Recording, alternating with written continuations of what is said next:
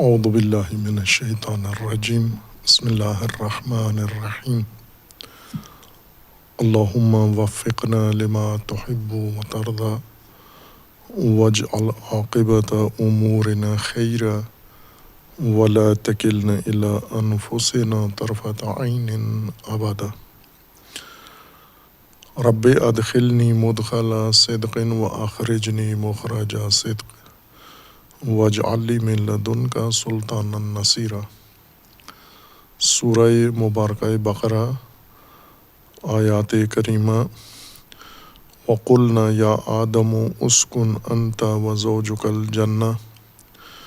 وکلا منہا رغدا حیث شئتما ولا تقربا هذه الشجرة فتکونا من الظالمین۔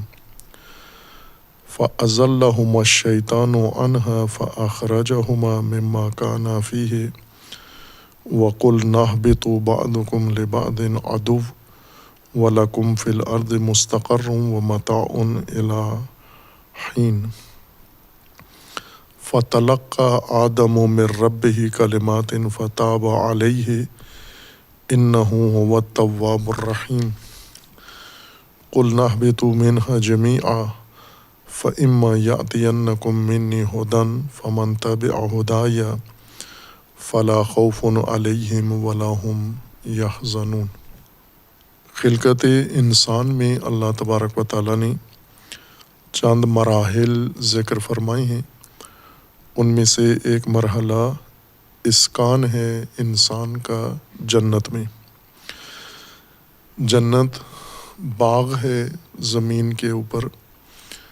جس کے اندر انسان کی تمام ضروریات فراہم کی گئی ہیں فراخی کے ساتھ، وسعت کے ساتھ، اور اس میں انسان کو استفادہ کی اجازت ہے بلا روک ٹوک۔ لیکن اسی باغ کے اندر ایسے درخت یا پھل یا اشیاء ہیں جو انسان کے لیے مضر ہیں، نقصان دہ ہیں۔ اس باغ کی ہر چیز انسان کے لیے کارآمد نہیں ہے، بلکہ مکمل زمین میں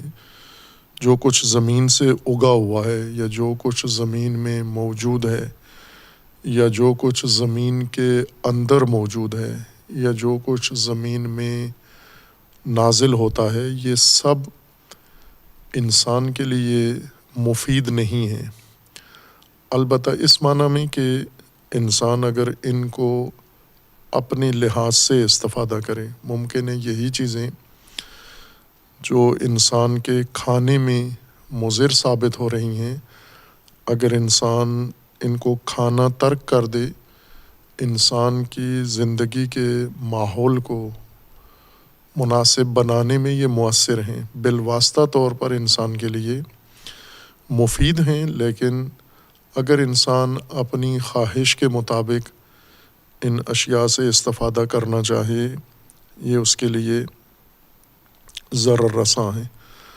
اللہ تبارک و تعالیٰ نے انسان کو، آدم کو اور زوج آدم کو اس باغ میں سکونت کا حکم دیا، اور ساتھ یہ بھی فرما دیا کہ یہ شجرہ آپ کے لیے مضر ہے، اس کے قریب نہ جانا، یعنی اسے تناول نہ کرنا، اس سے استفادہ نہ کرنا، ورنہ ظالمین میں سے ہو جائیں گے۔ اور ایک پہلو اس مرحلے کا یہ ہے کہ شیطان بھی انسان کے ہمراہ اس باغ میں اور اس قیام گاہ میں موجود ہے۔ ہمراہ جہاں انسان ہے وہاں شیطان بھی ساتھ موجود ہے۔ شیطان نے آدم کو اور زوج آدم کو وسوسہ کیا اور انہیں بہکایا، ورغلایا اور ممنوع شجرہ کا ارتکاب کروا دیا، اور اس ارتکاب کے نتیجے میں انہیں اس باغ سے، رہائش سے بھی نکلوا دیا، اور حبوط کا مرحلہ پھر شروع ہوتا ہے۔ سکونت کے بعد ارتکاب شجرہ ممنوع اور پھر اس میں حبوط ہے۔ سکونت اور حبوط کے درمیان جو حقائق قرآن کریم نے ذکر کیے ہیں ان میں فراوانی ہے، انسان کے لیے نعمتوں کی، آسائشوں کی، سہولتوں کی، ضروریات کی اور وسائل زندگی کی، ہر طرح کے وسائل زندگی جو قرآن کریم کی مختلف آیات میں اور مختلف صورتوں میں بیان ہوئے ہیں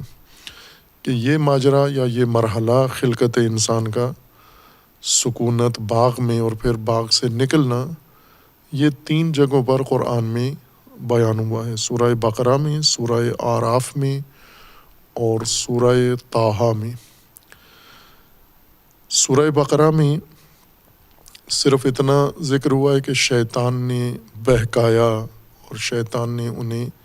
لغزا دیا اور لغزش کروائی، ممنوع شجرہ انہیں کھلا دیا، اور جس کے نتیجے میں انہیں جنت سے نکلنا پڑا، بلکہ سورہ بقرہ کی اس آیا کے مطابق شیطان نے انہیں نکلوا دیا، فَأَخْرَجَهُمَا، یہ اخراج ان کا شیطان نے کروایا۔ سورہ طٰہٰ میں ہے کہ یہ ذلت، لغزش جو آدم اور زوج آدم میں اس نے پیدا کی اور خروج باغ سے، یہ وسوسہ کے ذریعے سے کیا اس نے، یعنی ان کے دل میں یہ بات ڈالی اس طرح غیر محسوس طور پر، اور ان کے اندر یہ رجحان پیدا کیا کہ آپ شجرہ کا ارتکاب کریں، اور اسے بھی ذکر کیا ہے کہ اس نے سورہ اعراف و سورہ طٰہٰ کی آیات کے مطابق انہیں یہ کہا کہ یہ تمہارے لیے بہت ہی مفید ہے، بلکہ سب سے مفید شجرہ یہی ہے، پھل یہی ہے۔ ایک تو شجرۃ الخلد ہے، اس کے کھانے سے تم ہمیشہ جاویدانی ہو جاؤ گے، موت نہیں آئے گی۔ دوسری خصوصیت اس کے یہ ہے کہ اس کے کھانے سے تمہیں اقتدار نصیب ہوگا، نہ ختم ہونے والا۔ اور تیسرا اس نے کہا کہ اللہ نے تمہیں انہیں محروم رکھنے کے لیے منع کیا ہے، روکا ہے، اللہ تبارک و تعالیٰ کی نہی کے بارے میں شک و شبہ ڈال دیا۔ اور چوتھی چیز اس نے اپنا کہا کہ میں تمہارا ناصح ہوں، خیر خواہ ہوں، ہمدرد ہوں، اور قسم بھی ساتھ کھائی اور انہیں اس بات پر آمادہ کر لیا، اور انہوں نے شیطان کے اکسانے پر یہ ارتکاب کر لیا۔ اور جس طرح سورہ اعراف و سورہ طٰہٰ میں ہے اور دیگر چند آیات میں قرآن کریم میں،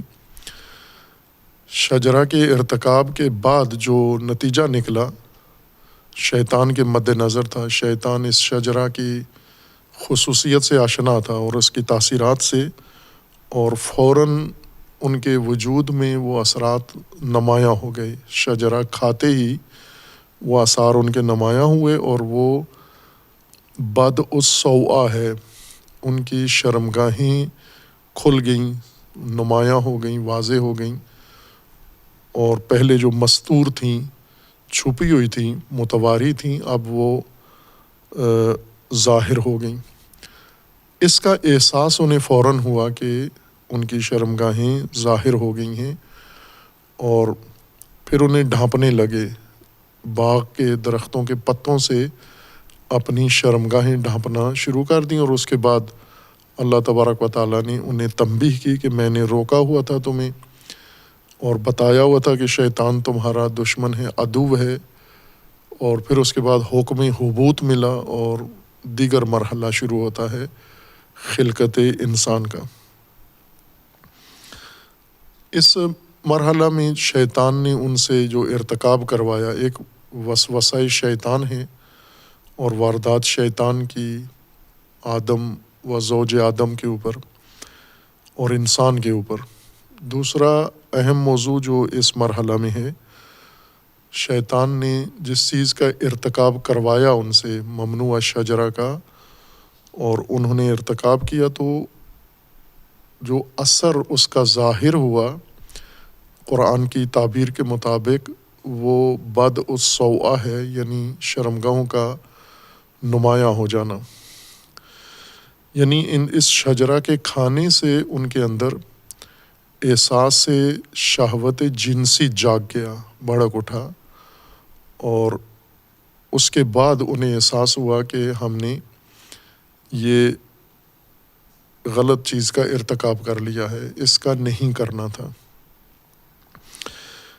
اور یہ مطلب قرآن کریم میں صرف اس ایک آیت کے اندر نہیں ہے، متعدد آیات میں ہے۔ آدم و زوج آدم کے بارے میں بھی ہے اور ابناء آدم کے بارے میں بھی۔ سورہ اعراف میں ہی اللہ تبارک و تعالیٰ نے ابناء آدم کو بھی متوجہ کیا ہے کہ جس طرح اس نے تمہارے آبا کو، ابوین کو ننگا کیا ہے، وہ تمہیں بھی ننگا کرنا چاہتا ہے، تمہیں بھی، تمہاری بھی شرمگاہیں نمایاں کرنا چاہتا ہے، تم اس سے ہوشیار رہنا۔ یعنی یہ وہ چیز ہے جو شیطان انسان کے ساتھ، نوع انسان کے ساتھ انجام دیتا ہے اور دے رہا ہے، اور جو آج زیادہ واضح طور پر نظر آتا ہے شیطان کی کامیابی، کہ اس وقت زوج و زوجہ کو اس نے ننگا کیا، آج ان کی ساری اولاد کو اس نے ننگا کر دیا ہے، جس چیز سے اللہ نے انہیں روکا تھا اور متوجہ کیا تھا۔ شرمگاہیں ننگی ہو جانا یا شرمگاہیں ظاہر ہو جانا، یہ اس بات کی علامت ہے کہ پہلے ان کی اور کیفیت تھی، شرمگاہیں ان کی ڈھانپی ہوئی تھیں، متواری تھیں، جس طرح قرآن کریم میں سورہ اعراف میں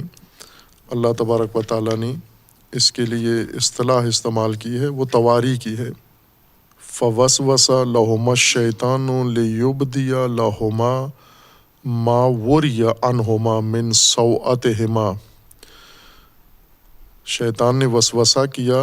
غرض یہ تھی کہ لیبدیا، تاکہ ابدا کر دے، واضح کر دے، ما وریا، جو چیز ڈھمپی ہوئی تھی، جو متواری تھی، چھپی ہوئی چیز تھی، جس پہ پردہ تھا، اسے نمایاں کر دے۔ من سوءتہما، سوء یعنی وہ چیز جو ظاہر ہونا جس کا برا سمجھا جاتا ہے، نہ جس کا وجود، جس کا ہونا، موجود ہونا برائی نہیں ہے، سوء و سیئہ نہیں ہے، لیکن اس کا ظاہر ہو جانا یہ سوء سمجھا جاتا ہے۔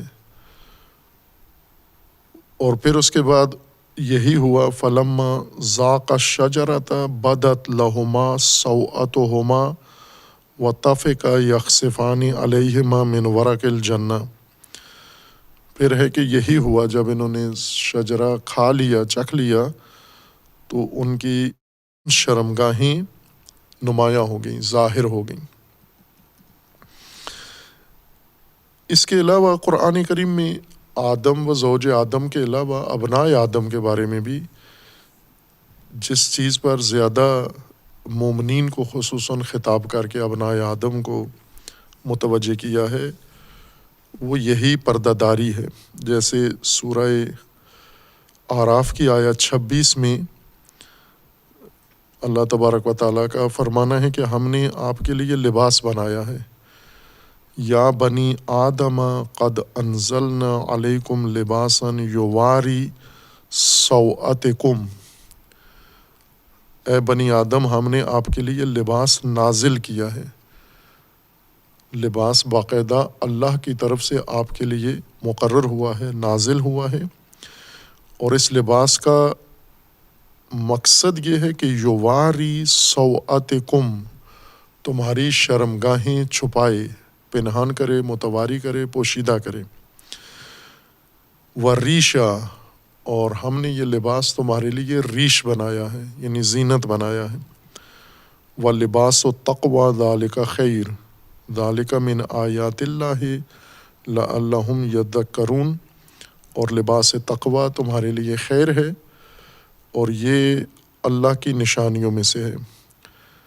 آیت 27 میں سورہ اعراف میں ہے، یا بنی آدم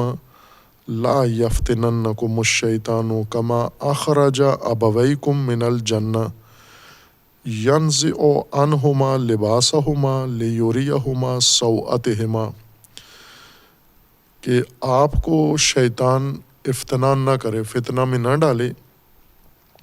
جس طرح تمہارے ابوین کو، تمہارے ماں باپ کو، آدم و حوا کو اس نے جنت سے نکالا، اخرج ابویکم من الجنہ، کیا کیا اس نے جنت سے نکلنے کا سبب کیا بنا، یعنی اس باغ سے، اس سہولتوں والی زندگی سے، آسائش والی زندگی سے نکالنے کا سبب کیا بنا؟ ینزع عنہما لباسہما، ہم نے تمہارے لیے لباس مقرر کیا ہے تاکہ تمہاری شرمگاہیں چھپی رہیں، اور شیطان تمہارا یہی لباس اتارنا چاہتا ہے چونکہ اس نے تمہارے ابوین کا لباس اتار دیا تھا۔ ینزع عنہما لباسہما لیوریہما سوءتہما، تاکہ ان کی شرمگاہیں انہیں دکھا دے۔ انہ یراکم ہوا وقبیلہ من حیث لا ترونہم انا جعلنا الشیاطین اولیاء للذین لا یؤمنون، شیطان اولیاء ہیں جو ایمان نہیں رکھتے۔ خب ان آیات میں صراحت ہے کہ اللہ تبارک و تعالیٰ نے انسان کی شرمگاہ بنائی ہے، اس کا بنانا سوء نہیں ہے، اس کا ظاہر کرنا، ظاہر ہونا اس کا اور ظاہر رکھنا اس کا سوء ہے۔ شرمگاہ جس اصطلاح کو رائج ہو گیا ہے، یعنی شرم سے مراد حیا، جس چیز کو، جو بات کرنے میں انسان کو جھجک ہونی چاہیے اور جو بات کرنا ممنوع ہو، نہ کی جائے، اس بات کو کر دینے میں لوگ برا سمجھتے ہیں، اس کو سوء کہتے ہیں۔ نگاہ کرنا، وہ نگاہ کرنا جو لوگ جس کو برا سمجھتے ہیں، یہ سوء ہے۔ وہ بات سننا جس کا سننا برا سمجھا جاتا ہے، یہ سوء ہے۔ وہ منظر جس کو دیکھنا یا وہ منظر نمایاں کرنا جس کو نمایاں کرنا برا کہا جاتا ہے، یہ سوء ہے۔ منحصر نہیں ہے لفظ سوء شرمگاہ کے لیے، بلکہ یہ ایک کنائی تعبیر ہے۔ ادب کے لحاظ سے ٹھیک طریقہ ہے کہ بجائے اعضاء کے نام لینے کے، ان کو ایسی کنائی تعبیروں سے بیان کیا جائے جس کے اندر فصاحت بھی ہو اور جس کے اندر مطلب بھی واضح طور پر بیان ہو گیا ہو۔ مقصود یہ ہے کہ اللہ نے تمہاری خلقت میں، تمہاری خلقت کاملہ کا ایک حصہ یہ بنایا ہے کہ تمہارے اعضاء ظاہری اور باطنی بنائے ہیں۔ ان اعضاء میں سے کچھ اعضاء ایسے ہیں جو اگر نظر آئیں ایک دوسرے کو تو برا نہیں سمجھا جاتا، جیسے ہاتھ پاؤں ہیں، چہرہ ہے، باقی بدن کے حصے ہیں۔ لیکن کچھ بدن کے حصے ہیں جو چھپانا ضروری ہے۔ لباس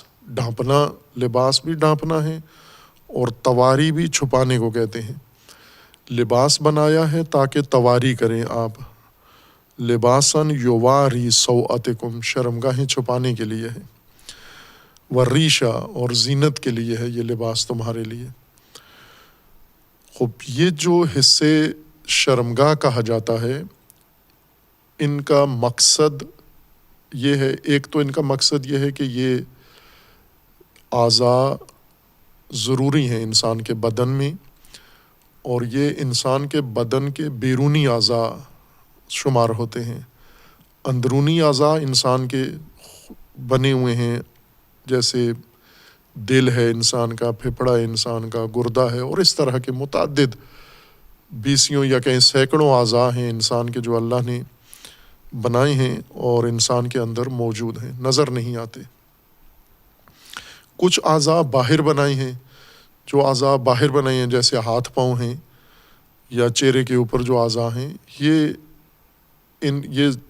ڈھانپے ہوئے ہوں یا ظاہر ہوں، دونوں صورتوں میں اسے برا نہیں سمجھا جاتا۔ لیکن وہ اعضاء جو اللہ تبارک و تعالیٰ نے تمام جانداروں کے لیے بنائے ہیں، وہ ہیں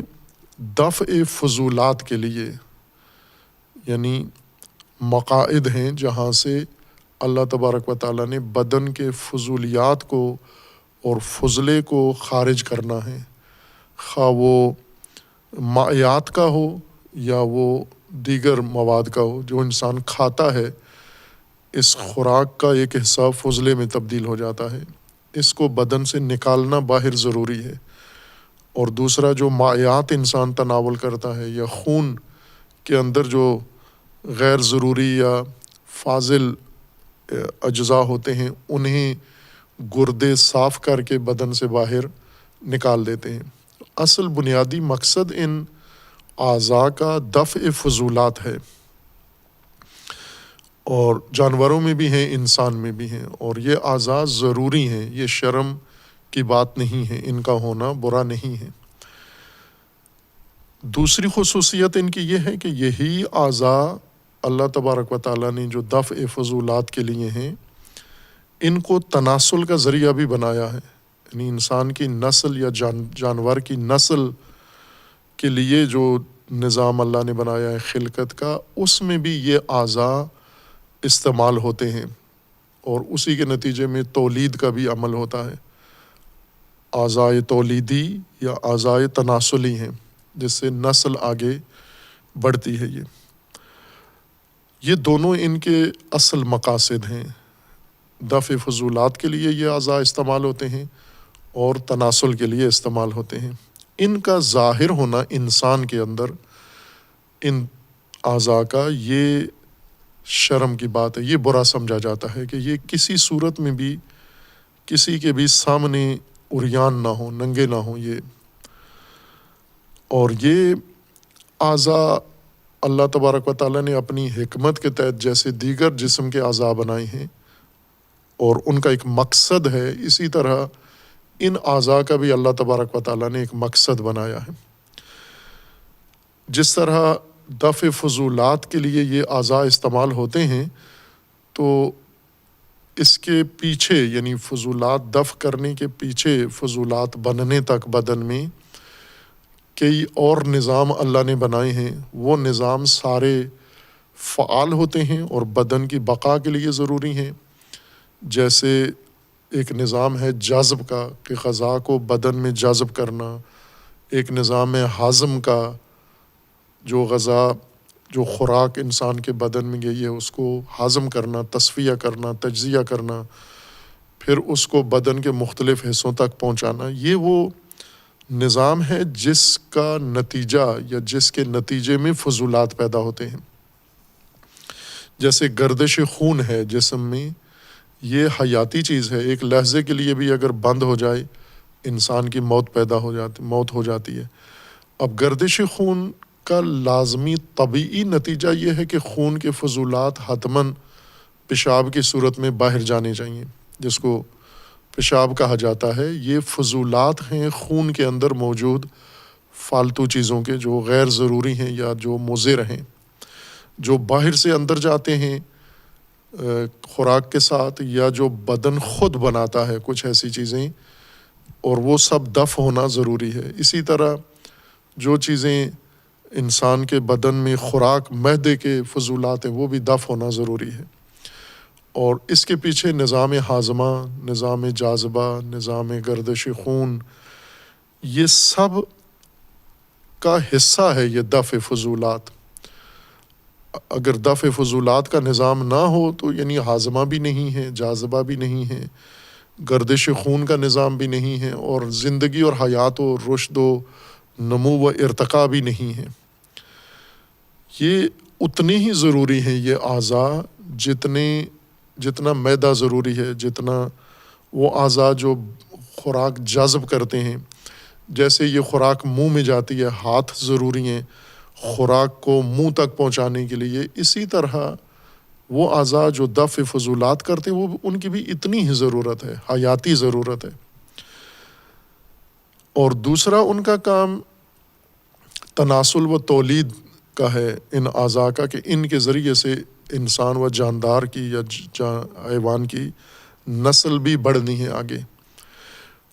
اس تناسل کے پیچھے بھی اور نظام بھی کار فرما ہے، صرف یہی نہیں ہے کہ تناسل کے طور پر تولید کے لیے یہ اعضاء استعمال ہوتے ہیں، بلکہ تولید کے لیے ان اعضاء کے استعمال کے پیچھے اصل میں اور چیز کار فرما ہے، اور وہ ہے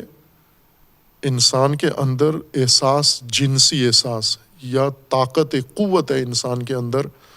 اور جانور کے اندر، جاندار کے اندر، جسے شہوت کہا جاتا ہے۔ یہ بھی ایک حصہ ہے غریزہ ہے انسان کے اندر،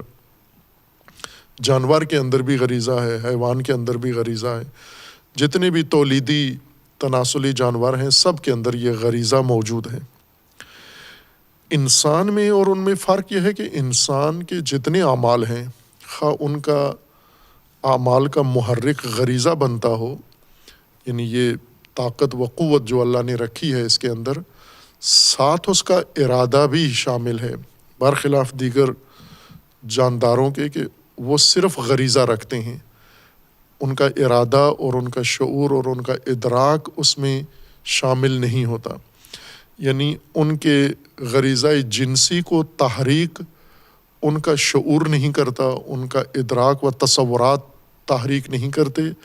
اور ان کا ارادہ تحریک نہیں کرتا، بلکہ اس غریزے کا ایک اپنا نظام ہے، وہ وقت آنے پر، موسم آنے پر، اتنا دورانیہ گزرنے کے بعد تحریک ہوتا ہے۔ اس سے پہلے نہ جانور خود اس کو تحریک کر سکتا ہے، نہ بیرونی عوامل اس کو تحریک کر سکتے ہیں۔ یہ صرف انسان کے لیے ہے، چونکہ انسان دو خصوصیتیں جانوروں سے اضافی رکھتا ہے، جانوروں میں نہیں ہے، ایک ادراک، شعور، اور دوسرا ارادہ۔ یہ دو چیزیں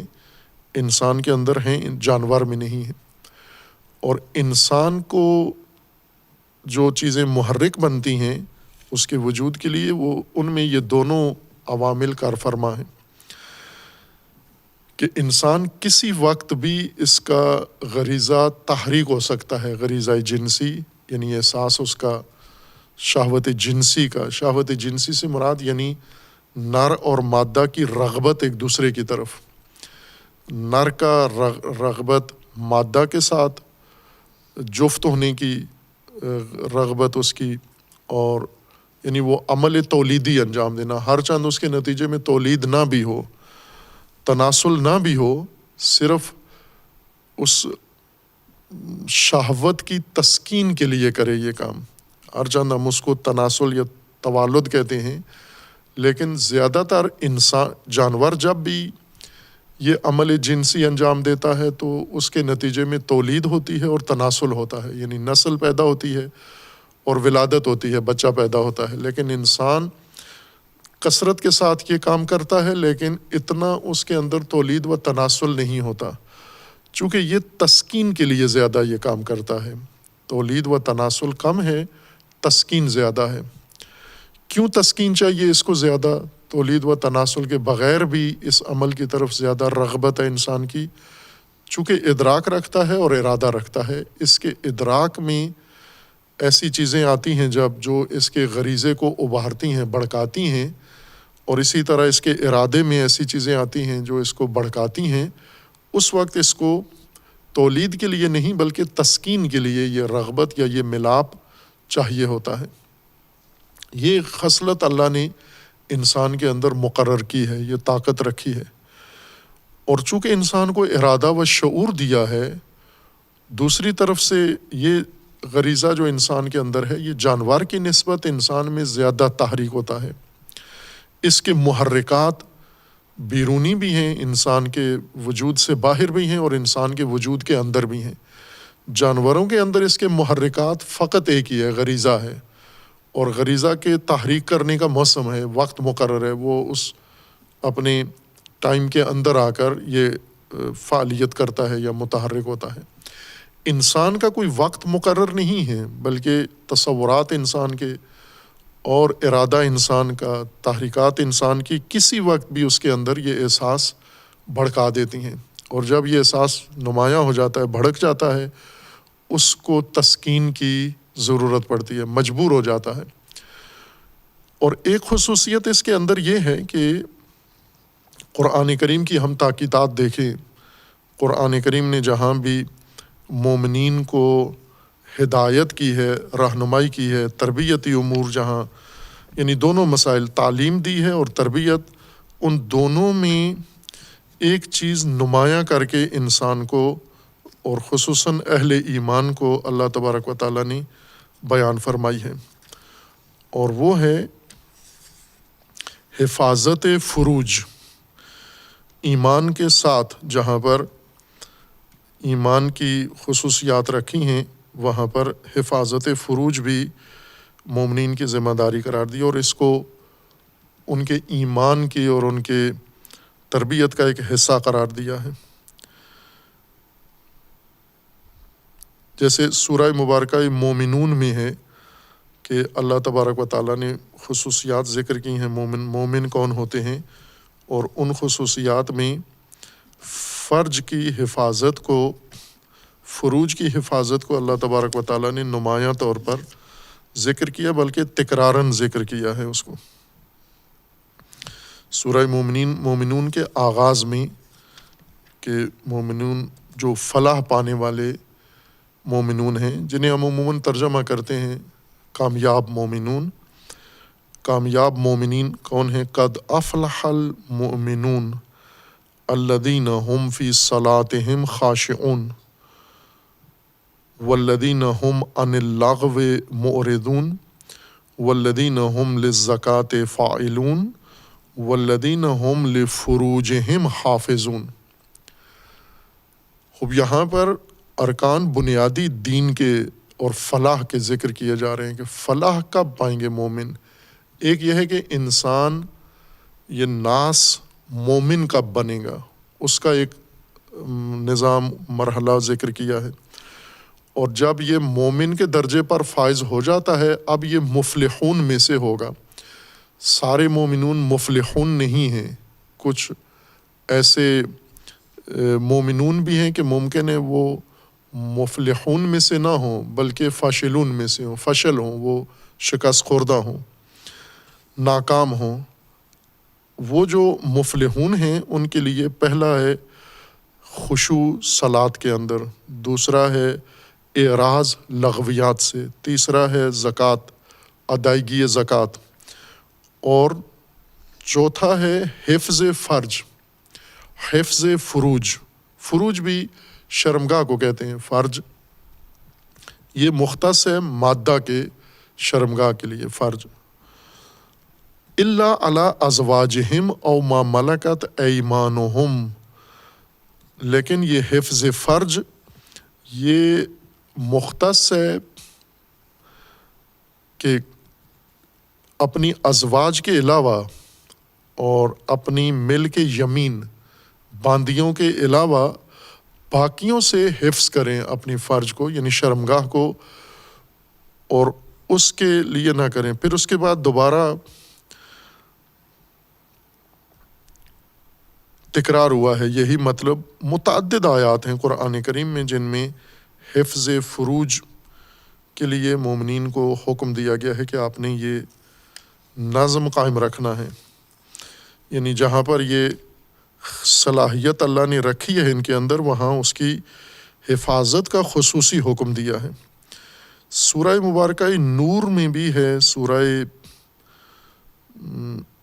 والے مومنون، سورہ نور، سورہ احزاب اور سورہ معارج، ان سب کے اندر ہے۔ سورہ نور میں بھی اللہ تبارک و تعالیٰ کا فرمان ہے قُل لِّلْمُؤْمِنِينَ يَغُضُّوا مِنْ أَبْصَارِهِمْ وَيَحْفَظُوا فُرُوجَهُمْ، مومنوں سے کہو کہ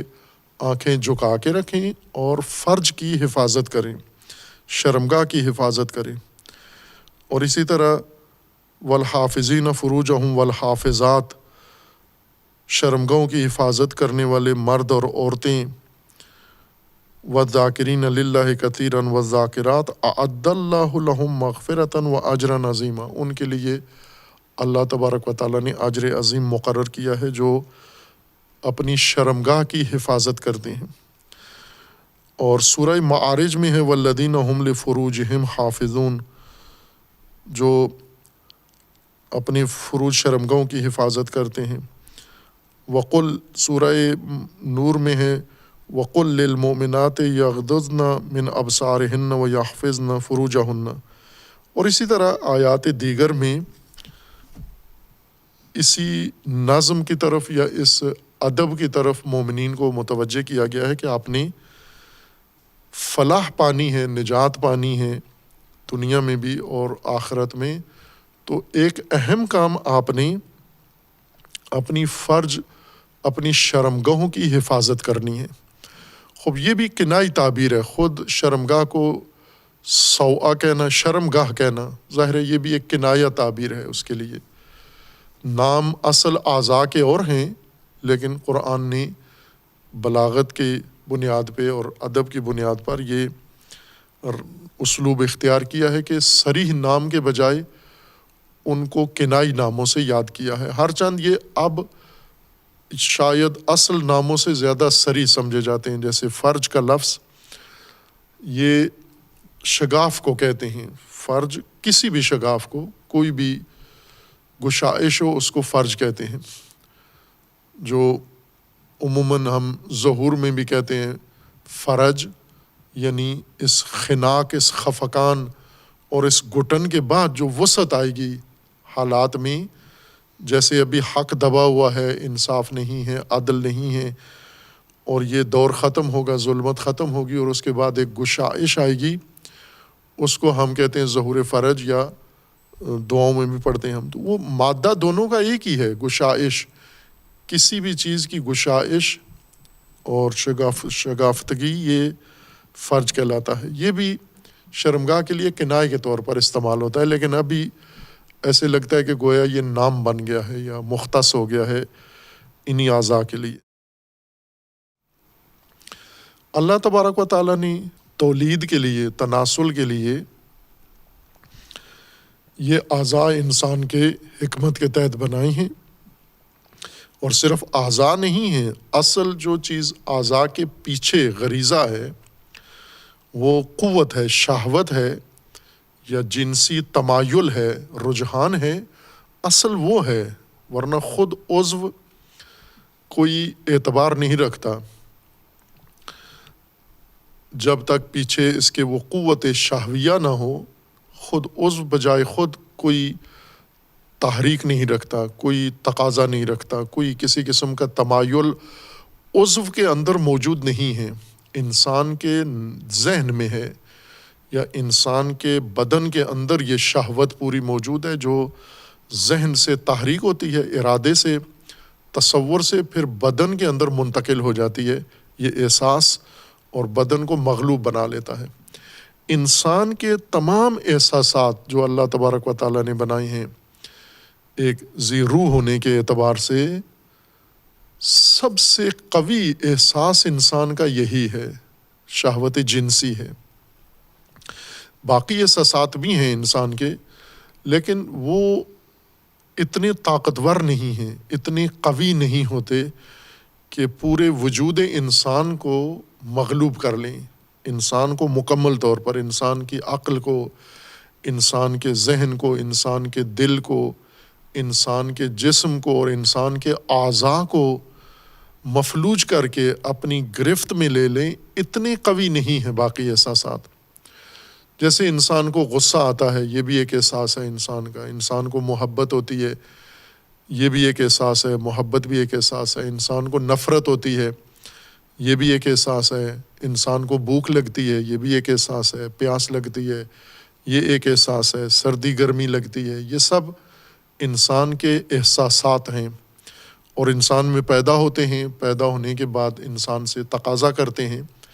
لیکن اتنے قوی نہیں ہو جاتے۔ بہت شدت بھی ان کے اندر آ جائے، انسان کے پورے جسم و جان و روح کو، دل کو مغلوب نہیں کرتے، اپنے تحت اتنا مسخر نہیں کر لیتے کہ وہ حصہ کام کرنا ہی چھوڑ دے، سوائے ایک قوت کے، اور وہ قوت شہوت جنسی ہے۔ شہوت شکم بھی ہے، یعنی بھوک، یہ بھی ایک شہوت ہی کا نام ہے، پیاس بھی ایک شہوت کا نام ہے، یا دیگر احساسات جو انسان میں پیدا ہوتے ہیں، ان احساسات کے نتیجے میں انسان میں جو اشتہا پیدا ہوتی ہے، چاہت پیدا ہوتی ہے، طلب پیدا ہوتی ہے، وہ سب شہوت ہی کہلاتی ہے عربی اصطلاح میں۔ ان تمام شہوات میں سب سے قوی شہوت جنسی شہوت ہے، کہ جب یہ تحریک ہوتی ہے نر کی رغبت مادہ کی طرف اور مادہ کی رغبت نر کی طرف، جانداروں میں سب میں ہے، اور نر میں زیادہ قوی ہوتی ہے، انسان میں بھی اور تمام جانوروں میں۔ جو نر ہے، مذکر ہے، مرد ہے، اس کے اندر یہ زیادہ قوی ہوتی ہے۔ مادہ کے اندر بھی ہوتی ہے، لیکن جتنی طاقتور، جتنی قوت مرد کے اندر پیدا ہوتی ہے اس احساس کی، اتنی مادہ کے اندر نہیں ہوتی۔ یہ بھی ایک اللہ کا نظام ہے، طبیعی نظام ہے کہ دونوں میں قوت موجود ہے، لیکن ایک کے اندر شدید تر ہے اور ایک کے اندر اتنی شدید نہیں ہے۔ لہٰذا نر کے لیے اس کو کنٹرول کرنا زیادہ مشکل ہوتا ہے، ضبط کرنا۔ جب یہ بھڑک اٹھے، مادہ کے اندر بھڑک اٹھے، تو مادہ ممکن ہے اس کو جلدی سنبھال لے یا اس طرح اس کی رو میں نہ بہہ جائے، لیکن نر کے لیے ناممکن ہے، اور بسا اوقات تو اس کے اختیار سے باہر ہو جاتی ہے، اتنی اس کے اندر شدت آ جاتی ہے۔ اب یہ چیزیں جو تحریک ہوتی ہیں، ایک تو انسان کے تصور سے اور انسان کے ارادے سے ہوتی ہیں، لیکن اس کے اندر کچھ اور عوامل بھی شامل ہیں، جیسے نگاہ ہے، مثلا نر کا مادہ کو دیکھنا، مادہ کی شرمگاہ دیکھنا یا مادہ کے جسم کو دیکھنا۔ جیسے مرد عورت کو دیکھے تو یہ عورت سراپا، اس کا نام اسی لیے عورت رکھا ہے اردو میں، اور یہ ایک روایت کی وجہ سے ہے کہ المرأۃ کلھا عورہ، مرد کا پورا، عورت کا یا نساء کا، مرأہ کا پورا وجود ہی عورت ہے، شرمگاہ ہے، کیونکہ مرد اس کے جسم کے کسی بھی حصے کو دیکھ کر تحریک ہوتا ہے، برخلاف جانوروں کے کہ وہ ایسے نہیں ہیں، انسان ایسا ہے۔ دوسری چیز جو اس شہوت کو بھڑکاتی ہے، ابھارتی ہے، وہ انسان کا طرز زندگی ہے۔ ان میں خوراک اور غذا کا بھی ایک بڑا دخل ہوتا ہے کہ کچھ غذائیں انسان کی شہوت جنسی کو بڑھا دیتی ہیں۔ آج کل یہ خوراکیں دوا کی شکل میں، میڈیسن کی شکل اختیار کر لی ہے، باقاعدہ شہوت ابھارنے والی چیزیں۔ قدیم سے حکیم، سنیاسی اور اس قسم کے جو افراد ہیں، طبابت کے نام پر مردانہ قوت کی کمزوری کو دور کرنے کے نسخے ڈھونڈتے رہتے ہیں اور لوگوں کو ترغیب دیتے ہیں، اور لوگوں میں رغبت زیادہ ہے۔ ہم اپنے ملک میں بھی دیکھیں تو سب سے زیادہ جو دوا کے نام پر جو چیز استعمال کی جاتی ہے، وہ یہی قوت بڑھانے کی دوائیں یا یہ قوت بڑھانے کی خوراکیں ہیں۔ خوراکیں بھی جن کے ذریعے سے یہ قوت بڑھتی ہے۔ کچھ غذائیں ہیں طبعی طور پر، ان کے اثرات میں سے ایک یہ ہے کہ قوت شہوت بڑھتی ہے ان سے۔ کچھ غذائیں ایسے ہیں کہ ان میں کم ہے یہ تاثیر، قوت شہوت کم ہوتی ہے، اس سے ٹھنڈی تاثیر رکھتی ہیں، یا ان کے اندر خاصیت ایسی ہے کہ شہوت کو وہ کم کر دیتی ہیں، یعنی یہ بدن کے اندر موجود قوت کو کمزور کر دیتی ہیں۔ اگر کثرت سے کوئی انسان یہ کھاتا رہے یہ غذائیں، تو وہ جسمانی یا شہوانی طور پر بالکل کمزور ہو جاتا ہے۔ کچھ چیزیں ایسی ہیں جو تیز کرتی ہیں، بڑھکا دیتی ہیں۔ خوب یہ مختلف ہیں، متنوع ہیں، اور تقریباً کم و بیش سب کو معلوم ہیں۔ مردانہ قوت کے نسخے لوگوں نے بنائے ہیں، میڈیا کی وجہ سے اب اتنے عام ہو چکے ہیں کہ ہر آدمی ان سے باخبر ہے، اور عموماً لوگ ان کو غیر محسوس طور پر استعمال کرتے ہیں۔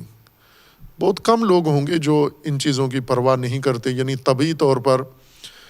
جنسی صحت و سلامتی ان کی فراہم ہے، اکثر اپنی جنسی صحت خراب کر بیٹھتے ہیں۔ کچھ لوگ ایسے ہیں جو جیسے باقی حوالوں سے ان کی صحت ٹھیک رہتی ہے، جیسے اعصابی صحت ان کی ٹھیک ہے، اور جیسے ان کی مثلاً عضلاتی صحت ٹھیک ہے ان کی، یا ان کی ہڈیوں کی صحت ٹھیک ہے، یا باقی اعضاء و جوارے کے لحاظ سے ان کی صحت ٹھیک ہے، جنسی لحاظ سے بھی ان کی صحت ٹھیک ہے، لیکن بعض لوگ اپنی جنسی صحت نادانی کی وجہ سے، یا لا علمی کی وجہ سے، یا حماقتوں کی وجہ سے، افراط کی وجہ سے، اور بہت سارے عوامل کی وجہ سے اپنی جنسی سلامتی نابود کر دیتے ہیں، خطرے میں ڈال لیتے ہیں، اور انہیں بڑا دیر سے خبر ہوتی ہے، بچپن سے ایسی غیر صحت مندانہ زندگی گزارتے ہیں، بس اوقات والدین کو پتہ نہیں ہوتا، اور نادانستگی میں وہ بچوں کے اوپر ایسا ظلم کر بیٹھتے ہیں، یا بچے خود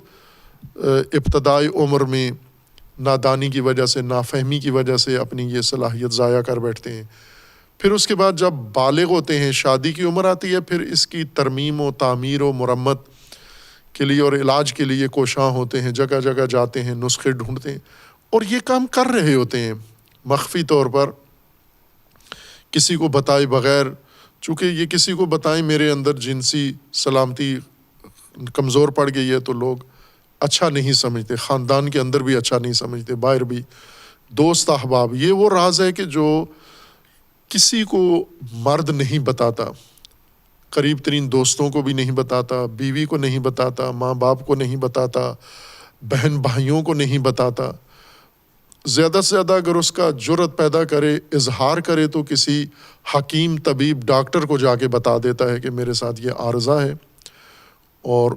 اس کو بھی بڑا ڈر ڈر کے محفوظ ہو کے ایسے وقت میں اس کے پاس جائے کہ کوئی دیکھنے والا نہ ہو۔ خوب یہ وہ چیز ہے جو ہم دیکھ رہے ہیں کہ روزمرہ ہوتی ہے اور تمام دنیا میں ہے، یوں نہیں کہ صرف ہمارے ملک کا یا ہماری قوم کا یہ عارضہ ہے کہ کثرت سے مردانہ قوت کا ضعف، کمزوری، بیماری، یہ ایک شائع اور عمومی مرض ہے، وبا ہے یہ، چونکہ اپنی صحت انسان ضائع کر بیٹھتا ہے۔ خوب یہ جو لوگوں نے نسخے بنائے ہوئے ہیں شہوت یا جنسی قوت کی بحالی کے لیے، یہ ساری وہ چیزیں ہیں جو اس کو تقویت کرتی ہیں، ابھارتی ہیں، بڑھاتی ہیں۔ طبعی طور پر خوراکوں کے اندر یہ خاصیت موجود ہے، تمام خوراک جو انسان استعمال کرتا ہے 2 حالتوں سے خالی نہیں ہے۔ یہ خوراک یا انسان کی جنسی طاقت بڑھاتی ہیں یا جنسی طاقت انسان کی گھٹاتی ہیں، کم کرتی ہیں، دونوں قسم کی تاثیر ان کے اندر ہے۔ اب اگر انسان جو جنسی شہوت بڑھاتی ہیں جو چیزیں دائماً زندگی میں معمول بنا لے، وہ یہی کھاتا رہے صبح و شام، تو ظاہر ہے اس کی یہ شہوت بڑھ جاتی ہے۔ کچھ چیزیں ہیں جن کی وجہ سے یہ شہوت کم ہو جاتی ہے، جیسے نشے ہیں، نشے جتنے بھی ہیں وہ سارے جنسی قوت کو کمزور کر دیتے ہیں، ناتوان کر دیتے ہیں، انسان کے اندر ناتوانی آ جاتی ہے۔ منشیات یا نشے والی خاصیت بھی اگر کسی چیز کے اندر ہو، وہ باقی حصوں کو بھی کمزور کرتی ہیں، جیسے سوچنے سمجھنے کی صلاحیت کمزور ہو جاتی ہے، قوت ارادی کمزور ہو جاتی ہے، اعصاب کمزور ہو جاتے ہیں، عضلات کمزور ہو جاتے ہیں، اسی طرح جنسی صلاحیت و طاقت بھی کمزور ہو جاتی ہے۔ خوب اللہ تبارک و تعالیٰ نے انسان کے اندر جو چیزیں ایجاد کی ہیں، پیدا کی ہیں، یہ قوتیں، مثلا یہی جنسی قوت اللہ نے رکھی ہے، شیطان نے تو نہیں رکھی، شیطانی قوت نہیں ہے۔ جس طرح عقل الہی دی ہوئی طاقت ہے، ہوش الہی دی ہوئی طاقت ہے، حافظہ اللہ کا دیا ہوا، اللہ کی دی ہوئی نعمت ہے، ہاضمہ، گردش خون، ساری طاقتیں، ساری صلاحیتیں جو انسان میں پائی جاتی ہیں، یہ ساری اللہ کی دی ہوئی قوتیں ہیں اور انسان کی سلامتی کا حصہ ہیں، انسان کے کمال کا جز ہیں۔ ان میں سے جنسی قوت بھی اللہ کا عطیہ اور اللہ کا ہدیہ ہے، جو اللہ نے انسان کو بھی دیا اور دیگر جانوروں کو بھی دیا ہے، اور جس کے خیرات و برکات انسان کے اندر ہر چیز سے زیادہ ہیں۔ یہ جو اتنی کثرت سے نسل انسانی ہے، یہ ساری اسی کے نتیجے میں ہے، اور اس کے اور بہت سارے وضعی اثرات ہیں، اس کے طبعی اثرات ہیں، اس کے ارادی شعوری اثرات ہیں۔ چونکہ یہ موضوع عموماً علوم اسلامی میں یا مسلمان معاشرے میں نہیں زیر باس آتے، ہم شرمیلے لوگ ہیں، شرمیلے یعنی منافق شرمیلے ہیں۔ مسلمان سوسائٹیاں عموماً اس موضوع میں سخت منافق ہوتے ہیں، یعنی درپردہ شہوت اور شہوت انگیزی اور شہوت رانی اور ہوس بازی میں غرق ہوتے ہیں، ڈوبے ہوئے، بظاہر ظاہر یہ کرتے ہیں کہ بڑے پاک پاکیزہ ہیں، اور اس طرف بالکل ان کا کوئی رجحان نہیں ہے۔ درپردہ ہر چیز جو ان کی شہوت ابھارے، یہ اس کے حصول میں دن رات مگن رہتے ہیں، مصروف رہتے ہیں۔ حتیٰ کتنے اہل علم ہیں کہ وہ بھی اسی میں دن رات اسی میں مصروف رہتے ہیں اور تحریک دوسروں کو بھی رہنمائی کرتے ہیں، خود بھی، لیکن اس کے بارے میں اگر معلومات ہوں، اس کی تعلیم ہو، اس کی تربیت کے میدان میں آ کے یہ سخت متقی بن جاتے ہیں کہ تربیتی بات نہ کرو اس کی۔ یعنی اگر جنسی مسائل کی تربیت دینی ہے آپ نے انسانوں کو، بالغ لوگوں کو، شادی شدہ لوگوں کو، جوانوں کو، یہ نہ کریں۔ اگر کسی نے یہ بات کر دی، اس کے اوپر تقریر کر دی، درس دے دیا، تو وہ بڑا اس نے بےہودہ کام کر دیا، غلط کام کیا ہے۔ درس دیے بغیر بے راہ روی کثرت سے کرو، وہ ٹھیک ہے، وہ باحیا معاشرہ سمجھا جاتا ہے۔ یعنی اس موضوع پہ بات نہ کرو آپ۔ خوب یہ بات کریں آپ، جب قرآن نے کی ہے بات اس کے بارے میں تو آپ بھی کریں۔ قرآن کا موضوع اس کو کیوں آپ سمجھتے ہیں کہ یہ ٹھیک نہیں ہے؟ جب قرآن کہتا ہے حفظ فروج فلاح کی شرائط میں سے ہے، تو یہ حفظ فروج اس کو آپ زیر باس لائیں کہ فروج کو کس سے محفوظ رکھیں، حفظ فرج کس سے کریں، یہ شرمگاہیں کس سے محفوظ رکھیں، اور محفوظ رکھنے کا طریقہ کار قرآن نے کیا بتایا ہے؟ خود بتایا ہے کہ کس طرح محفوظ رکھیں۔ والذین هم لفروجہم حافظون الا علی ازواجہم۔ خوب یہ حفظ فروج کا طریقہ یہ بتایا ہے۔ حفظ فروج کا طریقہ یہ نہیں ہے کہ آپ ہمیشہ کے لیے چلے کاٹیں، غاروں میں جا کے بیٹھ دیں، قوت شہوانی ختم کریں، نابود کریں، نہ، شادی کریں۔ اور تاکید ہے کہ جب وقت آ جائے ازدواج کا تو آپ حتماً کریں، واجب ہے، لازم ہے، اور اس کو سب سے افضل عمل قرار دیا گیا، اور اس کو حفظ دین کہا گیا ہے کہ یہ آدھا دین یا 2/7 دین اس سے تمہارا محفوظ ہوگا۔ خوب یہ ساری وہ تربیت ہے یا نظام ہے جو اللہ تبارک و تعالیٰ نے اس پہلو کے لیے وضع کیا ہے، اور اس کی تعلیمات ہیں جو رسول اللہ نے بیان فرمائی ہیں۔ رسول اللہ نے اپنی سیرت و تعلیم دونوں کے ذریعے سے اس کو تبیین کیا ہے، لیکن ہمارے اس منافقانہ شرمیلے ماحول میں یہ موضوع بالکل خاموش ہے، مسکوت ہے۔ نہ علماء اس پہ بحث کرتے ہیں، نہ مفسرین اس کی وضاحت کرتے ہیں، نہ علیحدہ سے کوئی تحقیق کرتے ہیں اس موضوع کے اوپر۔ جتنی اس بارے میں تحقیق ہے وہ ساری مغربیوں کی ہے، اس کو لے کر حوالے دیتے ہیں، خود اپنی طرف سے اس کے اوپر مزید کوئی تحقیق بھی نہیں کرتے۔ خوب یہ ایک انسانی زندگی کا بہت ہی اہم پہلو ہے، اور اس کے جو برکات ہیں، مثلاً ہم قوت شہوت کے نتائج دیکھیں اور قوت عقل کے ذریعے سے انسان نے کیا پیداوار بڑھائی ہے، اور شہوت کے نتیجے میں کیا پیداوار بڑھائی ہے۔ یہ جو آج 800 کروڑ انسان زمین پر آباد ہیں، 8 ارب آبادی زمین پر، تو یہ قوت عاقلہ کا تو نہیں ہے نتیجہ، یہ قوت شہویہ کا نتیجہ ہے، یہ اسی جنسی طاقت کا نتیجہ ہے جو اللہ نے رکھی ہے۔ اور پھر اس جنسی طاقت کے محور میں جو کچھ انسان کرتا ہے، بہت ساری سہولتیں، جیسے ابھی مثلا لوگوں کے پاس پیسہ ہے فراوان، لوگوں کے پاس زندگی کی آسائشیں ہیں، لوگوں کے پاس بڑے بڑے گھر ہیں، یہ سارے گھر کس کے لیے بنائے ہیں؟ بیچ میں آ کر دیکھیں گے تو اس کا بڑا کردار ہے یہ جنسی قوت کا۔ اگر مثلا ہم دیکھیں جن میں یہ نہیں ہے یا ہے بھی تو اس کا ذریعہ نہیں ہے، جیسے خنثی ہیں، خسرے جن کو کہا جاتا ہے، ہجڑے، ان کے اندر شہوت تو ہوتی ہے لیکن شہوت کا وہ نظام فالو نہیں کرتے، پیروی نہیں کرتے جو اللہ تبارک و تعالیٰ نے بنایا۔ تو وہ آپ نہیں دیکھیں گے کبھی یہ گئے ہوں، بڑی بڑی کمپنیاں بنائی ہوں، نوکریاں کی ہوں، یہ کیوں ہمیشہ مانگتے رہتے ہیں؟ چونکہ انہیں پتہ ہے کہ ہم نے صرف پیٹ ہے ہمارے ساتھ، پیٹ بھر رہے ہیں کسی طریقے سے، پیٹ کے علاوہ جو باقی شعبے ہیں وہ تو ہمارے بند ہیں، وہ تو معطل ہیں سارے۔ اب گھر بنائیں تو بیوی رکھنی ہوتی ہے گھر میں، ان کی بیوی ہے نہیں ہے، بیوی سے بچے پیدا ہوں گے، بچوں کے پھر آگے اور ضروریات ہیں، تو یہ تو ان میں ہوتا ہی نہیں ہے۔ اس لیے یہ عموماً ایک ڈیرا بنا کے، گرو بنا کے ساری عمر ناچتے اور گھٹیا اور پست کاموں میں لگے رہتے ہیں۔ بڑی وجہ کیا ہے کہ شہوت کا نظام ان کے اندر نہیں ہے، خراب ہے پیدائشی طور پر یا سماجی طور پر، دونوں صورتیں ان کے لیے بند ہیں راستے، شہوت کے راستے بند ہیں، لہٰذا ان کی ساری زندگی برباد ہے، تباہ ہے۔ لیکن عورت اور مرد، ان کی ساری زندگیاں، مثلا یہ شادیاں ہوتی ہیں، کس سب سے زیادہ انسانوں کے اندر خوشی کا موقع شادی ہے۔ خوب شادی کا محور کیا ہے؟ یہی جنسی تمایل ہے، اور یہ کسی کو معیوب نہیں لگتا بلکہ ضروری سمجھا جاتا ہے۔ پھر شادی کے لیے جتنے خرچے ہیں، شادی کے لیے جتنے انتظامات ہیں، شادی کے لیے جتنی محنت مشقت ہے، شادی کے لیے جتنی سنجیدگی پیدا ہوتی ہے، تو اس کی محور تو یہی چیز ہے ساری۔ تو یہ تو خود معیوب چیز نہیں ہے، انسان کے اندر ایک بہت ہی مؤثر چیز ہے انسانی وجود کے اندر، اور تاثیر کے لحاظ سے سب سے زیادہ ہے۔ انسان نے اتنی عقل آج تک استعمال نہیں کی، پہلے انسان سے لے کر آج تک، جتنی شہوت استعمال کی ہے، مخصوصاً شہوت جنسی جتنی استعمال کی ہے۔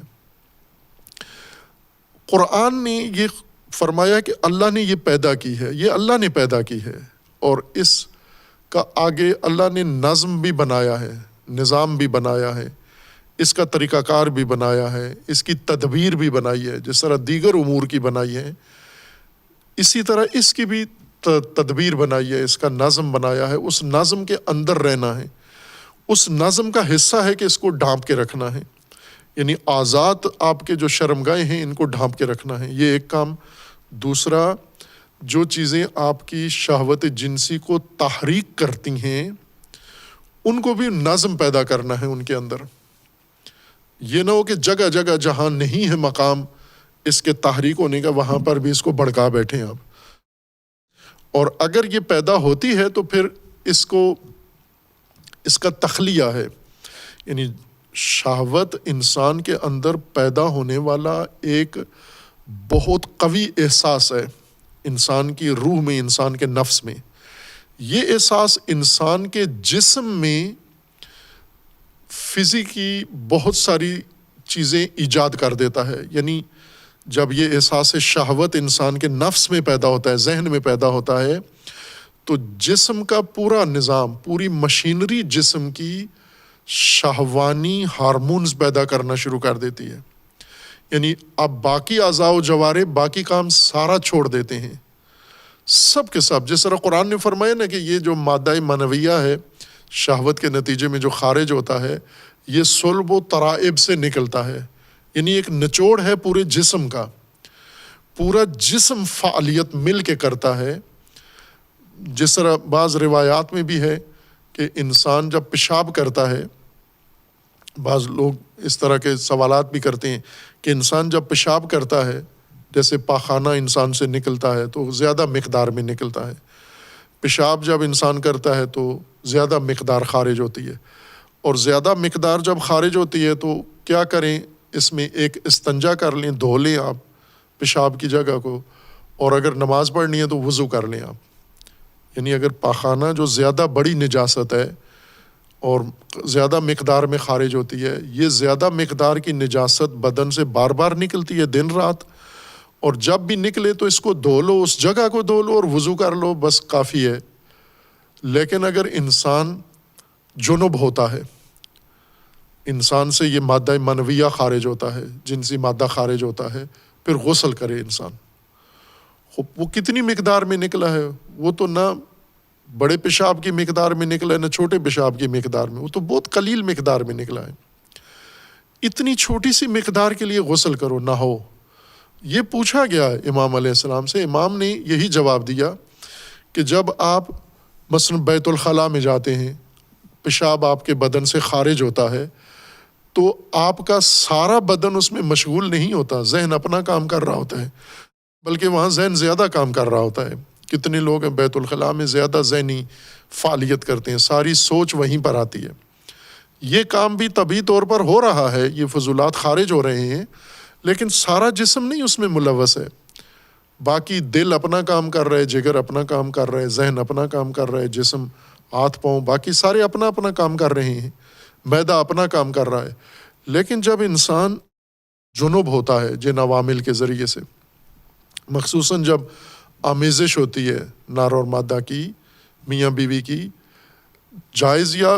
ناجائز طریقے سے جب بھی کرے عمل ایک ہی ہوتا ہے، اس میں پورا وجود انسان کا اس کے اندر مشغول ہوتا ہے. یعنی یہ شہوت پورے سراپا پر طاری ہوتی ہے، نفس پر بھی اور جسم پر بھی،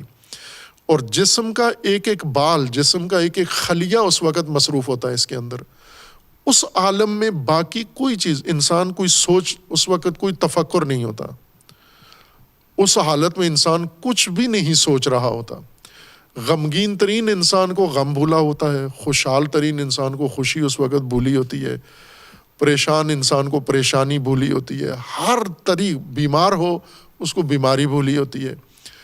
وہ ایک کیفیت ایسی ہوتی ہے کچھ دیر کے لیے کہ انسان کے پورے وجود پر شہوت مسلط ہو جاتی ہے. اس وقت انسان کو کوئی متوجہ بھی کرے، متوجہ بھی نہیں ہوتا کسی چیز کی طرف. لہٰذا وہ پورے جسم کی فعالیت ہوتی ہے، پورے وجود کی فعالیت ہے، اس لیے اس پہ غسل کرنا ہوتا ہے. اس کی طہارت وضو یا استنجے سے نہیں ہوتی. اس کی طہارت کے لیے ظاہری علامتی طہارت بھی ہے کہ پورا بدن دھو آپ اس کا. یہ اللہ نے ایک انسان کے اندر خاصیت رکھی ہے. اب یہ خاصیت ایک طرف سے رکھ کر دوسرا اس کا جو نظم ہے اللہ تبارک و تعالیٰ نے قائم کیا ہے. جس طرح پوری انسان کی زندگی کا ایک نظم ہے، کھانے کا ایک نظم رکھا ہے کہ معدہ ہے اور خوراکیں بھی ہیں، لیکن تجھے ایک نظم کے تحت کھانا ہے. پانی ہے، پیاس بھی ہے، ایک نظم کے تحت تجھے پانی پینا ہے. اسی طرح گرمی سردی ہے اور تیرے پاس وسائل بھی ہیں، ایک نظم کے ساتھ ان کو استعمال کرنا ہے. یہ نظم ضروری ہے، اللہ نے انسان کے نفس وجود میں رکھا ہے، اور پھر انسان کی تربیت میں اور ہدایت میں، تشریح میں بھی یہ نظم ملحوظ رکھا ہے. یہی نظم اللہ تبارک و تعالیٰ نے انسان کی جنسی قوت کے بارے میں بھی رکھا ہے کہ یہ طبعی طور پر پیدا ہوگی، لیکن اس کا ایک نظم ہے اللہ تبارک و تعالیٰ کی طرف سے. اس نظم کے مطابق اس کو آپ نے مدیریت کرنا ہے. یہ نہ ہو جائے کہ اس کی مدیریت آپ اس سے فارغ ہو جائیں اور اس کو آزاد چھوڑ دیں یا اس کو ان عوامل کے سپرد کر دیں، چونکہ یہ وہ چیز ہے کہ اگر تم پر غالب آ گئی تمہیں نابود کر دے گی، مغلوب کر دے گی اور ناکارہ بنا دے گی. ہر صلاحیت تمہاری جکڑ لے گی اپنے اندر. لہٰذا ہم روزمرہ آج دیکھتے ہیں شہوت رانی جیسے کرتے ہیں لوگ، کیا جنایتیں کرتے ہیں، ظلم کرتے ہیں، تعدی کرتے ہیں، اور کیا کیا حقیقتیں پائمال کر دیتے ہیں، کس ظالمانہ انداز میں شہوت کو تسکین دیتے ہیں اپنی. یہ وہ واحد چیز ہے جس کے لیے سب سے زیادہ ظلم انسان کرتا ہے، تعدی کرتا ہے، اگر اس کو منظم نہ کیا جائے، اس کو ایک ڈسپلن میں نہ رکھا جائے. اس نظم کے اندر ساری چیزیں شامل ہیں کہ آپ کی خوراک، آپ کا پردہ، آپ کی پوشش، آپ کی گفتگو، آپ کا ملنا ملانا، آپ کا سماجی رویہ، یہ سب کچھ اس میں اس شہوت جنسی کی تربیت و مدیریت بھی شامل ہے کہ آپ کے ان تمام رویوں میں، سماجی رویوں میں، انفرادی رویوں میں، خلوتوں میں ایسی حرکت آپ سے سرزاد نہ ہو جس سے یہ احساس آپ کے اندر بھڑک اٹھے. اگر یہ بھڑک اٹھا کیا ہوگا؟ ننگے ہو جاؤ گے، عریان ہو جاؤ گے. ممکن ہے انسان نے لباس پہنا ہوا ہو، کپڑے پہنے ہوئے ہوں، لیکن پھر بھی ننگا ہو جاتا ہے آدمی. ابری ہوئی شہوت، بھڑکی ہوئی شہوت انسان کو بالکل رسوا و ننگا کر دیتی ہے. ہم روزمرہ اگر نگاہ کریں، مثلا دو لوگ ہیں آپس میں قریب بیٹھے ہوئے ہیں، یا بازار میں دیکھیں آپ، عورتیں جا رہی ہیں، پیچھے مرد بھی جا رہے ہیں. دکاندار کو دیکھیں، گاہک عورت آئی ہے، دکاندار کا رال ٹپکتی ہوئی دیکھیں، یہ ننگا ہے نا، یہ مرد ہر چند کپڑے پہنے ہوئے ہیں اس نے، لیکن ننگا ہو گیا ہے. یہ اس کی آنکھوں میں جو شہوت ابری ہوئی ہے، اس کی گفتگو میں، اس کے منہ میں اور اس کے رویے میں، یہ بار بار عورتوں کے قریب ہوتا ہے، عورتوں کے گرد گھومتا ہے، عورتوں کی تصویریں بناتا ہے، عورتوں کے دائیں بائیں جاتا ہے. تو یہ سارا ننگا ہو گیا نا. یہ رسوائی ہے انسان کی. یہ نہ ہو. انسان کتنا سخت بھوکا ہو اور مزیدار کھانے پکے ہوئے ہوں، بھوک اتنا غلبہ نہیں کر لیتی کہ انسان کھانے کے گرد منڈلانا شروع کر دے، لیکن شہوت یہ کام کرواتی ہے. کتنے مہذب لوگ ان کو اٹھا کے عورتوں کے گرد لے جاتی ہے، عورتوں کے اندر لے جاتی ہے، اور اگر وہ اقدام نہ بھی کریں، مثلا چھونے کا نہ کریں یا ان کے ساتھ ناجائز تعلقات قائم کرنے کا نہ بھی کریں، لیکن یہ جو نگاہوں میں کر لیتے ہیں، یہ جو تھوڑا جسمانی فاصلہ قریب کر لیتے ہیں، کیا نہیں دیکھا ہم نے سڑکوں پہ گزرتے ہوئے کوئی عورت گزر رہی ہو، خصوصاً اگر وہ بنی سجی ہوئی ہو، سنوری ہوئی ہو، اس نے میک اپ کیا ہوا ہو، کپڑے اس نے بڑکیلے کپڑے پہنے ہوئے ہوں، اور کوئی مرد بے اتنائی سے گزر جائے، ہے کوئی ایسا علی حرن، ایسا آزاد مرد، جوان مرد ہے کوئی کہ جو نیم عریان عورت ہو، میک اپ کیے ہوئے عورت ہو، خوبصورت عورت ہو، اور وہ ٹائٹ لباس پہن کے جا رہی ہو اور مرد نہ دیکھے اس کو، نگاہ موڑ کے نہ دیکھے، شیشے میں نہ دیکھے، کسی بہانے سے نہ دیکھے اس کو؟ یہ مرد کے اندر یہ قوت ہے، یہ طاقت مرد کے مردانگی کو بھی موڑ دیتی ہے، اس کا رخ اس طرف موڑ دیتی ہے۔ اس لیے یہ غیر معمولی طاقت ہے، اور یہی شیطان کا سب سے بڑا ہتھیار ہے انسان کے اندر، واردات یہیں سے کرتا ہے۔ پہلے انسان پر یہی واردات کی، آدم اور زوج آدم پر یہاں سے واردات کی، انہیں قریب لے گیا ورغلا کے، وہ خوراک ان سے تناول کروا لی، جس کے نتیجے میں سوئی ہوئی، مٹی ہوئی آرام قوت ان کے اندر بیدار ہو گئی۔ خوب ظاہر ہے اب وہ عریان ہو گئے، جو اللہ نے ان کے لیے تواری کا انتظام کیا ہوا تھا وہ ختم ہو گیا، اور ان کے اندر وہ احساس بھڑک اٹھا، اور بھڑکنے کے بعد ان کو احساس ہوا کہ یہ نہیں کرنا چاہیے تھا ہمیں، اس خوراک کے تناول سے یہ کام ہوا۔ اب انہوں نے ایک دفعہ کھایا، بار بار کھایا، کتنا وقت لگا، یہ تو خصوصیات قرآن نے خود بھی ذکر نہیں کی، اور ان کے اندر کوئی ایسا فائدہ بھی نہیں ہے۔ اصل مطلب جو قرآن نے ذکر کیا ہے وہ یہ ہے کہ آدم و زوج آدم کو زمین کے اوپر ایک باغ بنا کے ماحول دیا، تمام چیزیں ان کی ضرورت کی، سہولت کی فراہم کی، انہیں حکم دیا کہ آپ رغدن کھاؤ اس میں، لیکن یہ شجرہ نہیں کھانا ورنہ ظالمین میں سے ہو جائیں گے۔ معنی کیا ہے ظالمین میں سے ہونے کا؟ یعنی ظلمت میں چلے جاؤ گے، تاریکی میں چلے جاؤ گے، اور ظلمت میں جا کر پھر انسان سے کوئی صحیح کام نہیں ہوتا۔ روشنی میں رہو، نور میں رہو، تاکہ جو اللہ تبارک و تعالیٰ نے آپ کے لیے ہدایت کا نظام بنایا ہے اسی کے اندر رہو۔ آپ ظلمتوں میں جانے کے لیے انسان کے اندر شہوتیں ہیں جو انسان کو ظلمات میں لے جاتی ہیں، تاریک کر دیتی ہیں انسان کے لیے نورانی فضا کو، عقل بند ہو جاتی ہے، ہدایت نظر انداز ہو جاتی ہے، غفلت آ جاتی ہے۔ یہی ظلم ہے۔ ظالم یعنی تاریکی میں گرفتار انسان، جو نور سے نکل کے ظلمتوں کے اندر دھنس گیا ہو، غرق ہو گیا ہو، پھنس گیا ہو، اس سے تو توجہ نہیں کر سکتے کہ یہ حدیں مقرر کر، اس کو نظر ہی نہیں آ رہی ہیں، چونکہ تاریکی میں، ظلمت میں ہے وہ، نہ اللہ کی حدود، نہ اللہ کے احکام، نہ اللہ کے فرامین، اس کو تو نظر ہی کچھ نہیں آ رہا۔ شیطان یہ اقدام کرتا ہے انسان کے ساتھ۔ بس یہ جو انسان کے اوپر پہلی واردات شیطان نے کی خلقت انسان کے وقت، اور بعد میں وہ تحریک کی اس کی قوت جنسی کو، اور قوت جنسی نے اس جب تحریک ہو جائے انسان کو ننگا کر دیتی ہے۔ اب یہ جو احساس پیدا ہوا، متوجہ ہو گئے کہ یہ نہیں کرنا چاہیے تھا۔ اگر شیطان نے جو شجرہ کھلا دیا، یہ قوت جنسی بڑک اٹھی، اگر نہ ہوتی تو بھی تھی تو دونوں کے اندر، انسان کے اندر ہے، اس نے، اللہ نے اس کو ایک مقصد کے لیے رکھا تھا اور اس نے فعال ہونا تھا، لیکن ایک نظم کے اندر اللہ نے جو اس کے لیے نظام بنایا ہوا تھا، یہ اس کے تحت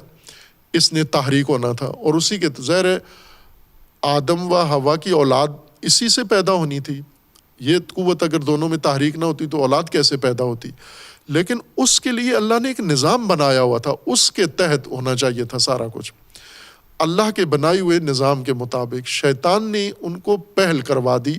نتیجہ یہ ہوا کہ اس ماحول سے ان کو نکلنا پڑا، مشقت میں آنا پڑا، چونکہ ان احساسات کے ساتھ اب نظم درہم برہم کر دیا جو اللہ نے بنا کے ان کو دیا تھا، وہ نظم توڑ دیا انہوں نے۔ جب نظم توڑ دیا تو اب انہیں کہا کہ آپ حبوط کرو یہاں سے، یہاں رہنا اب آپ کے لیے نہیں ہے ممکن۔ جیسے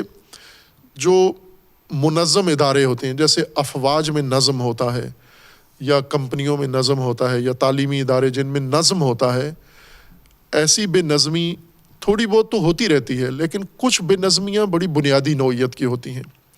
جو ہی بنیادی نوعیت کی بے نظمی کو کرتے ہیں اس کو فوراً نکال دیتے ہیں وہاں سے۔ کیوں؟ کہ وہ باقی ماحول پر بھی اثر انداز ہوتا ہے، یہ بے نظمی عام ہو جاتی ہے، پھیل جاتی ہے، اس لیے اس کو تحمل نہیں کیا جاتا۔ یہ بے نظمی جو سرزاد ہوئی انسان سے، شیطان نے کروا دی، یہ بے نظمی اس ماحول کے ساتھ سازگار نہیں ہے۔ اخراج، یہاں سے جاؤ، اس ماحول میں یہ بے نظمی قابل تحمل نہیں ہے۔ اب آپ کے لیے حبوطی زندگی ہے، حبوط کرو وہاں پر، آپ کو اس صورتحال کے لیے وہاں حبوطی زندگی اللہ نے تمہارے لیے مقرر کی ہے، وہاں ضروری رہنمائی آ جائے گی، وہاں ہدایت آ جائے گی، اور وہاں تلافی بھی ہو جائے گی جیسا کہ انہوں نے کر لی تلافی، اور وہ نظم قائم کر لیا۔ لیکن منظم ماحول جو جنت کا تھا، وہاں سے اس بے نظمی کے نتیجے میں اخراج ہو گیا کہ نکل جاؤ یہاں سے اور حبوط کرو زمین میں جا کر، باقی زندگی وہاں بسر کرو، وہاں پر ہماری جانب سے مزید رہنمائی آئے گی۔ اس کی پیروی اگر تم نے کی تو پھر معاملات بہتر ہو جائیں گے۔ وہاں دھیان رکھنا کہ یہ ارتکاب وہاں حبوطی زندگی میں نہ کیا جائے۔ وصلی اللہ علی محمد وعلیہ